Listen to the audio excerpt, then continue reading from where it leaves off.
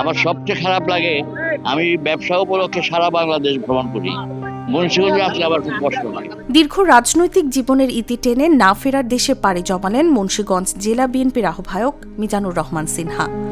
শুক্রবার দিবাগত রাত 2টার দিকে সিঙ্গাপুরে চিকিৎসাধীন অবস্থায় শেষ নিঃশ্বাস ত্যাগ করেন তিনি।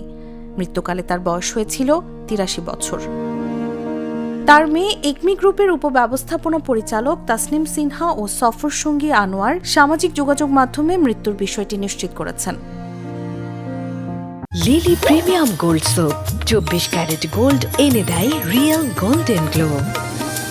সদ্যপ্রয়াত মিজান সিনহা মুন্সিগঞ্জ 2 আসনের সাবেক সংসদ সদস্য এবং বিএনপির সাবেক স্বাস্থ্য ও পরিবার কল্যাণ প্রতিমন্ত্রীর পাশাপাশি কেন্দ্রীয় বিএনপির সাবেক কোষাধ্যক্ষ হিসেবে দায়িত্ব পালন করেছেন। মিজানুর রহমান সিনহা 1943 সালের 18 আগস্ট মুন্সিগঞ্জ জেলা লৌহজং উপজেলার কলমা ইউনিয়নের ডহুরি গ্রামে জন্মগ্রহণ করেন।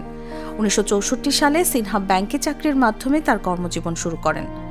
তার বাবার মৃত্যুর পর 1975 সালে তিনি বাবার প্রতিষ্ঠিত একমি গ্রুপে যোগদান করেন। 1983 সাল থেকে তিনি গ্রুপটির ব্যবস্থাপনা পরিচালকের দায়িত্ব পালন করছিলেন। তিনি বিএনপির মনোনয়নে মুন্সিগঞ্জ 2 আসন থেকে 1996 এবং 2001 সালের জাতীয় সংসদ নির্বাচনে অংশ নিয়ে দুবার সংসদ সদস্য নির্বাচিত হন। 2020 সালে আওয়ামী লীগ ক্ষমতায় থাকাকালীন রাজনীতি ছেড়ে দেওয়ার ঘোষণা দেন প্রয়াত মিজানুর রহমান সিনহা।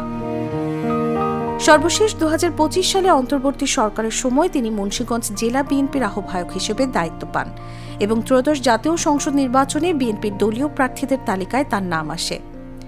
পরবর্তীতে সিনহার অসুস্থতাজনিত কারণে আসনটিতে মনোনয়ন পরিবর্তন করা হয়। বিএনপির বর্ষিয়ানী রাজনীতিবিদের মৃত্যুর খবরে শোকের ছায়া নেমে এসেছে মুন্সিগঞ্জের স্থানীয় রাজনৈতিক অঙ্গনে। নিউজ ডেস্ক, জাগো নিউজ।